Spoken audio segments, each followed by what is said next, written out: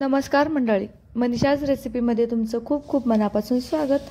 आज आपण जरा वेगळ्या पद्धतीची टिफिन रेसिपी पाहणार आहोत की जी तुम्ही पहिल्यांदा जरी केली तरी नक्की तुम्हाला आवडेल। तर त्यासाठी व्हिडिओ शेवटपर्यंत पहा।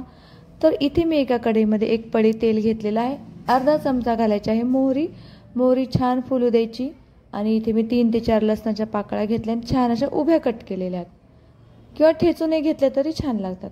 आणि याच्यामध्ये घालायचा आहे एक बारीक चिरलेला कांदा। हे छान सोनेरी रंगाचं होईपर्यंत परतवून घ्यायचं। जेवढी तुमची फोडणी खमंग बसेल, मस्त छान बसेल, तेवढी भाजीला चवही छान लागते, टेस्टी भाजी होते। तर आता हे छान परतल्यानंतर याच्यामध्ये पाव चमचा हळद घालायची आणि चिमूटभर हिंग घालून घ्यायचा। हिंग फोडणीतच घालायचं। हिंग पचायला हलका असतो।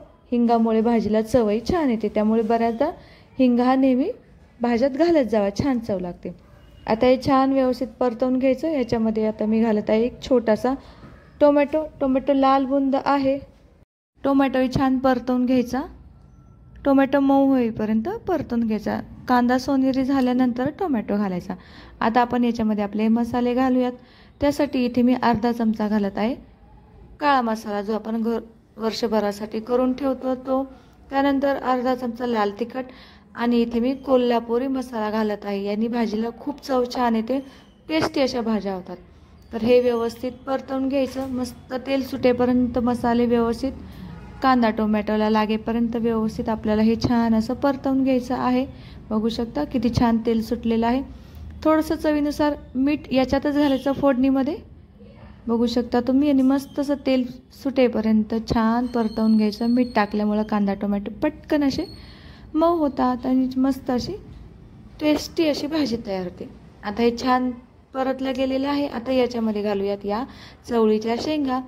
चवळीच्या शेंगा अशा कोवळ्या आहेत, तर छान असे गवारीसारखी छान व्यवस्थित निवडून घ्यायच्या। गवार जशी आपण निवडतो त्या पद्धतीने निवडून घ्यायच्या आणि घेताना जरा कोवळी घ्यायची। चवळीची शेंग 2 प्रकार असतात, एक अशी निबर असते ज्याच्यातनं चवळीचं बी बाहेर येतं, तर अशा पद्धतीची ही कोवळी मी चवळी घेतलेली आहे। व्यवस्थित आता परतवून घ्यायची। बघू शकता खूप सुंदर अप्रतिम चवीला लागते, नक्की ट्राय करून बघा अशा पद्धतीने। आता छान परतवूयात आणि याच्यामध्ये मी घालत आहे फक्त अर्धा ग्लास पाणी, अर्धा फुलपत्र पाणी घालत आहे। व्यवस्थित मिक्स करूया। फक्त शिजण्यापुरतं पाणी घालायचं, खूप भरपूर असं नाही घालायचं।